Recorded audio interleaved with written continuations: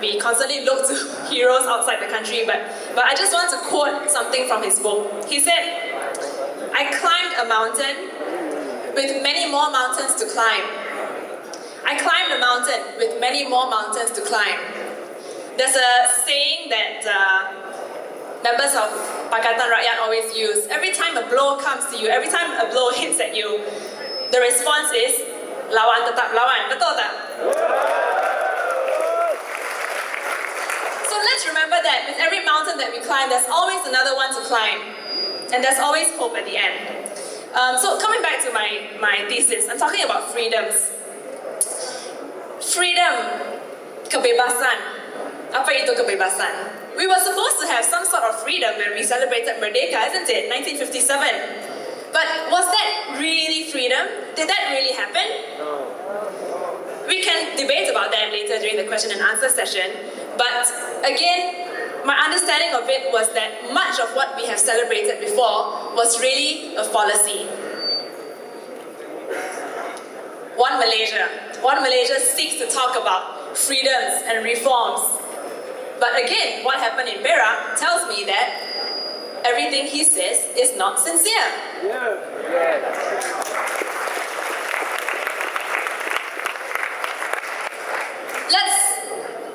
Let's face it, we are waking up to a very new political fabric today. Read what people are writing on the blogs. Think and look at what the young people are really saying to each other. I want to talk about three sorts of freedoms that I envision for the future of the country. Number one, we need to be free from the negative trappings of identity. I think that many of us are trapped in this identity circle and cycle. You know, we talk about things that divide us, apparently. Ethnicity, religion, Islam, culture, language. Now let me say that we, all of us as Malaysians, should be able to assume these roles without them being divisive factors. We need to be proud of being Malay, Chinese and Indians, Muslim, Christian, Buddhist, Hindu, whatever it is. But these must not be barriers to the trust that we have amongst us today, like tonight.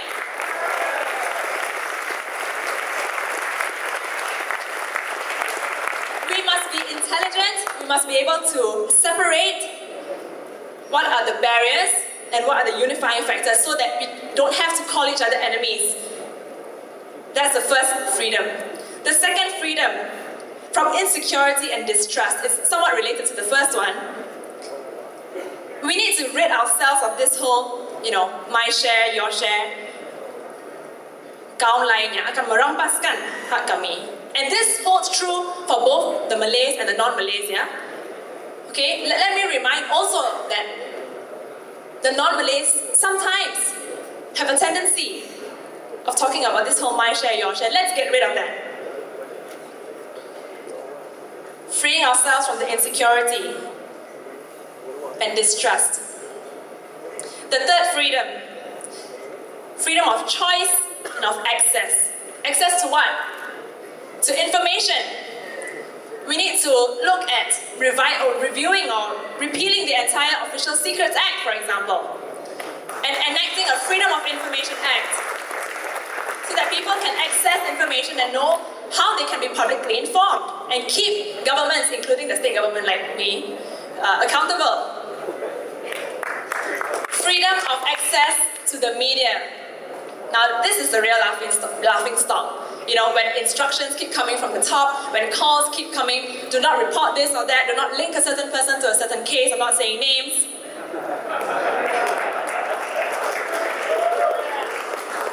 Freedom of expression, the ability to peacefully gather and have a candlelight vigil for a friend that we know is in pain and arrested somewhere in a lockup.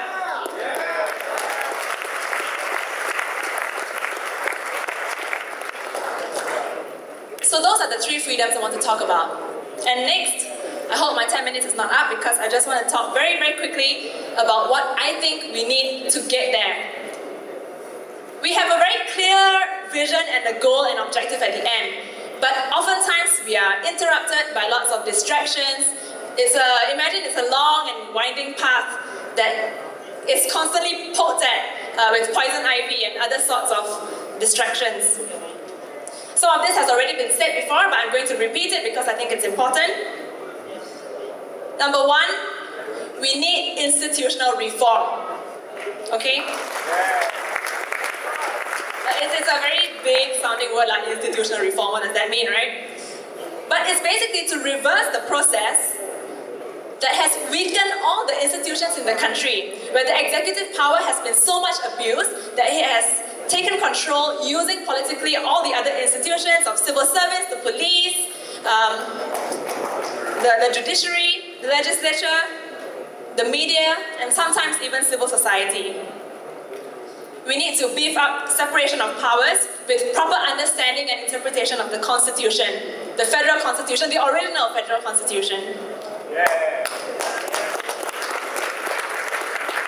Number two, I think it's really time that we need to have a complete overhaul of the policies that we have today. Complete revamp. What we have today is just mere piecemeal following on of regimes of past.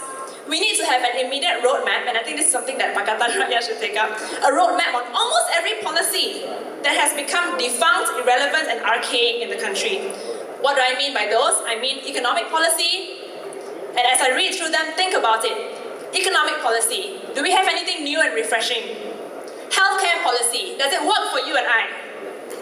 Transportation policy, public transport, how many of you take public transport? Environment policy, youth policy, how do we empower the young, your children, your grandchildren, to be part of the country's development? Science and technology policy, culture policy, and the list goes on and on. And to me, one of the most important things that we need to reform is education policy. It starts at the schools.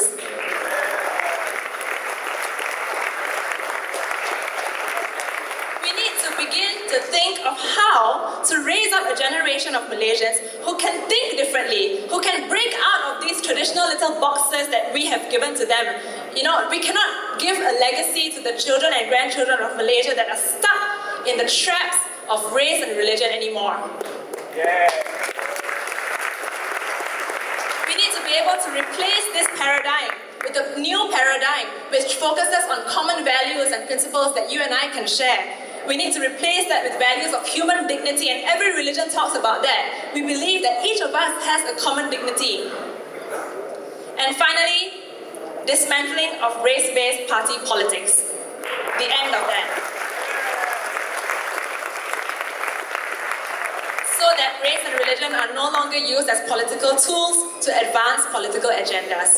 So we need to wake up to that. Finally, what I hope to see is a much more mature ideological politics. The way we talk about politics, you know, in some of the other countries around the world, there's always a left and a right in the ideological framework, but in Malaysia we don't have that. We need to have a more mature discourse. So my conclusion is, number one, register to vote. At the end of the day, it's all about the elections. Remind everyone you know who has not registered to vote to get out and register to vote now. And number two, simple really. Our duty is to remind everyone of what happened in Perak this year. For the next general elections, if there's anything that you want to remember from my speech tonight, remember this. That you must remember. Ingat Perak. Terima kasih.